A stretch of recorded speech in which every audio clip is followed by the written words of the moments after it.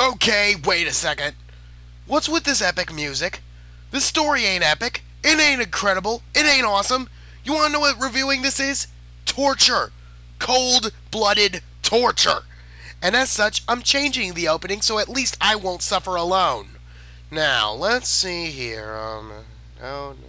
Oh, here we go.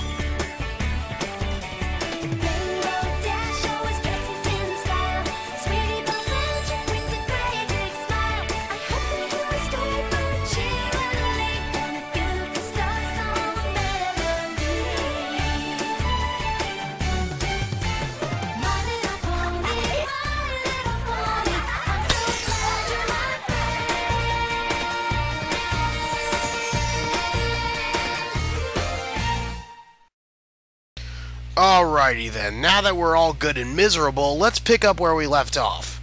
When we last left our heroes, they conveniently find another box containing another Zoot. Here we meet the most awesome character in this train wreck.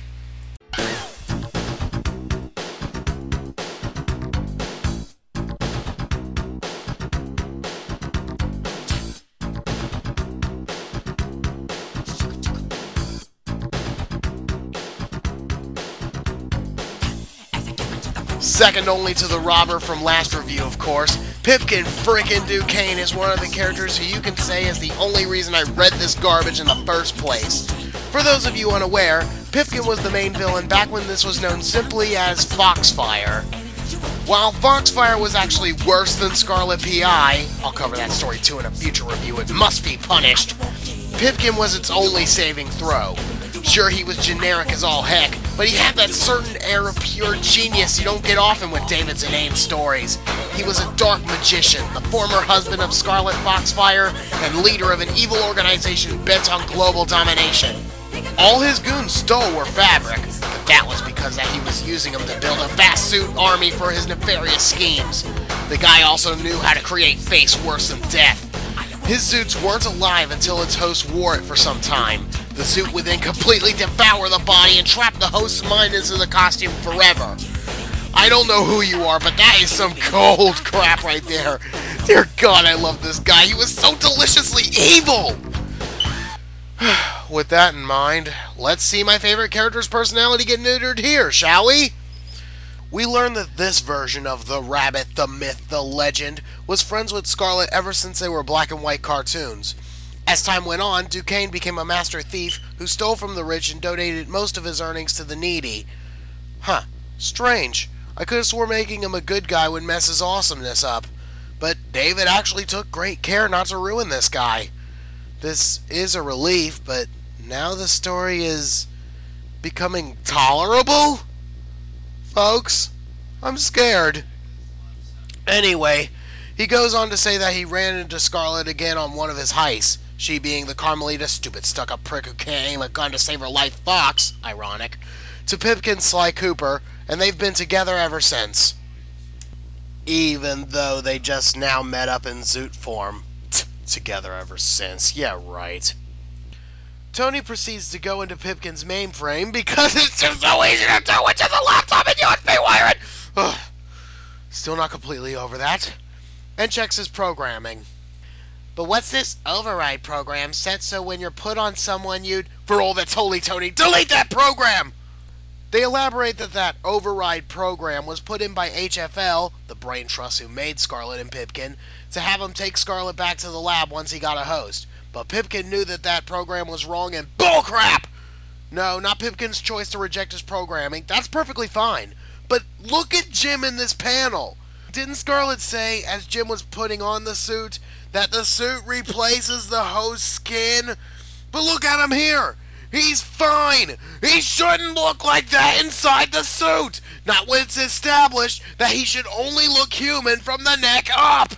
David, either he's forever transformed by the suit, or he's just trapped in it. Make up your mind! I'm sorry for that outburst. Canon discontinuity kind of hurts me worse than regular discontinuity. Anyway, moving on. As Scarlet introduces Pipkin to Jim and he and Jim chat for a while, Penny and Melody drop by to visit because they're hiding from people, probably from HFL, who are looking for the Zoots. Melody asks if she could go and meet Pipkin. Oh, I'm sure that y'all will see him, sugar. Sure. As soon as I take Tony here to him, while I talk to you about who you saw last night. Go to him, Tony. He needs a host. A host? Me? What? This isn't open to debate, Tony. Jim is forcing an irreversible transformation onto Tony. What a good friend. But before this is talked about any further, Penny makes an astonishing ultimatum. Your husband needs a host, and I need a place to hide from whoever's chasing me. Trust me, I had to do that before. Pipkin told me everything that would happen to me, and I've decided. I volunteer to be Pipkin's host! Scarlet tries to talk Penny out of it, but her mind is made up. Besides, remember when I said she used to be a character actor? Penny reveals that at her job, she played male roles, more specifically Mickey Mouse. Lube up your butthole, Gunnerman. It's time for a lawsuit. And with that, Chapter 3 ends with Penny telling Scarlet that while she's Pipkin, Scarlet will be Melody's surrogate mother.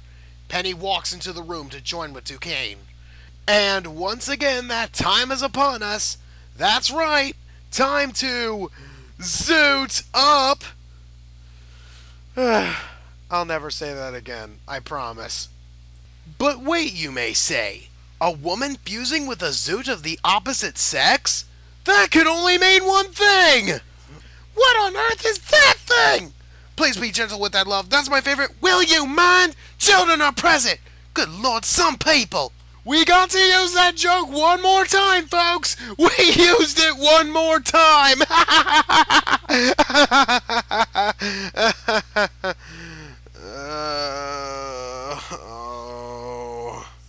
I'm sorry, love. I was thinking of warning you. I'm sorry. I thought of expecting that.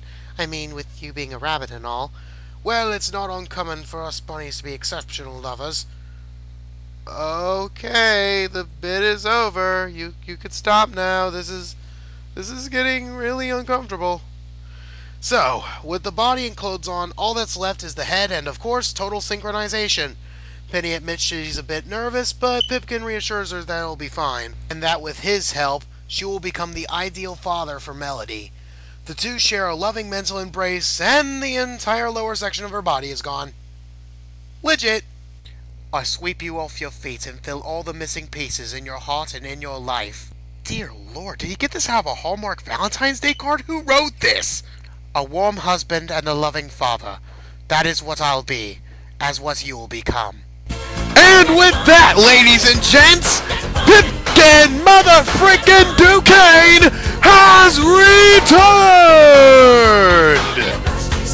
And we will start as soon as I get me first cuppa. Now where's that blasted kettle? Oh dude, go get whatever the crap you want. It's great to have you back, man. Anyway, as he goes to find that blasted kettle and make himself a cuppa, no doubt on his way to the salt op, he meets Melody for the first time and bad touch! Alright, so right out of nowhere we're shown what's supposed to be Penny's influence on Pipkin. And by the way, this will be important later on in this chapter. So if it doesn't make sense that Duquesne went all pedo bunny on us, don't worry, it'll all be explained. I hope. So as they sit there and chat, and nothing else, they hear sounds of struggle in the other room. Pipkin sees Scarlet wrestled to the ground by two thugs. Huh, is it Tuesday already, Scar? Actually, those two thugs are people from HFL who are chasing Melody and Penny. Oh, and how'd they know the Zoots were here? Never explained. But who cares? It's the return of that robber from the last review. At least he's still getting work. That's good news. So, we move on to the next page and... What the... okay, so... while Gunnerman gets some TLC from a gay man in a vixen suit, let's just take 5 and continue on this part in the next half, shall we?